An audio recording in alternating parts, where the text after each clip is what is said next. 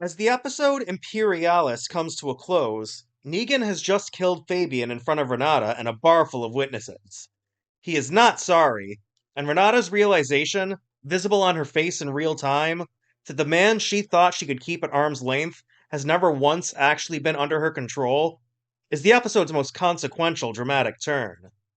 Imperialis finally puts Renata's idea of order into direct collision with Negan's idea of survival, and the show is honest enough to let both positions have genuine weight.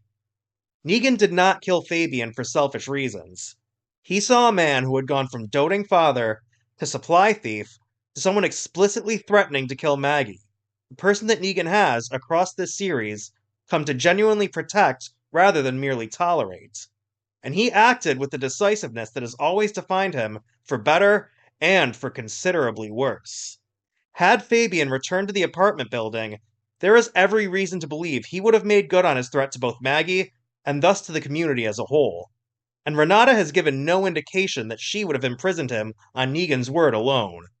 Negan's calculus, brutal as its execution was not wrong. But the episode does not let Negan off the hook, simply because his instincts were clearly correct.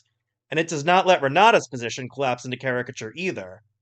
Her adherence to the letter of the law that she herself wrote, laws designed ostensibly to prevent exactly the kind of extrajudicial violence that Negan has just committed, comes from a place that the show clearly respects to some degree.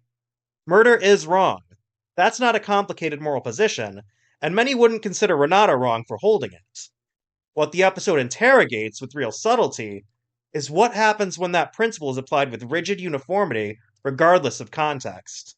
When the letter of the law becomes more important than the people it was designed to protect. And when strict procedural order tips, without anyone quite noticing the threshold being crossed, into something closer to authoritarianism, just as it has countless times throughout history in the old world that characters in The Walking Dead have so often criticized. This is familiar territory for this franchise, which has spent 16 years returning to the same fundamental question. What forms of institutional control, even when built with good intentions, eventually calcify into the same violence they were meant to prevent? Renata does not see herself as anything but a protector of her community, just as Negan once saw himself. The show's task in the episodes ahead is to determine whether that self-perception can survive contact with the reality of what strict, unbending governance actually requires when someone like Negan exists within its borders. Fabian's arc across these episodes deserves real consideration, too. His transformation from a man building a life with his family into someone consumed by resentment, misogyny, and eventually violence reads less like a betrayal of character than a man who had quietly lost the will to keep surviving, and found, in his grievance against Maggie, a direction to point that loss. It is a genuinely tragic arc, even as it ends with him threatening the protagonist that this show has us rooting for. The episode's quieter pleasures deserve equal attention.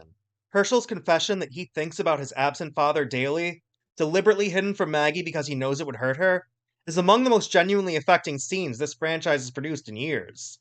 Proof of how far this character has traveled, from the manipulated, resentful teenager of last season into someone capable of protecting his mother's feelings, even at his own emotional cost. Whether Negan can successfully defend himself against the army Renata is threatening to bring, ideally without her causing more lives to be lost along the way, and whether Maggie can find a solution that preserves both Negan's usefulness and Renata's fragile authority, whether this community can build something that rejects the old world's reflexive violence as well as its bureaucratic failures, are the questions that this season now has to answer. This is a franchise that has always understood that the zombie apocalypse was never really about the zombies. It was about what human beings do to each other when they try to build order out of chaos.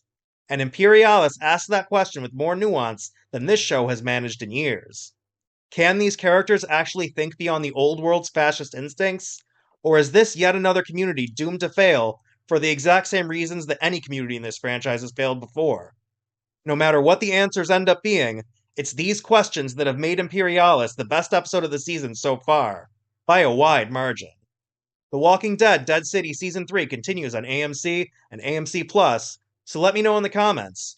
Just how bloody will Renata make this conflict become if Negan is forced to defend himself? And can her community survive without becoming what it rejects?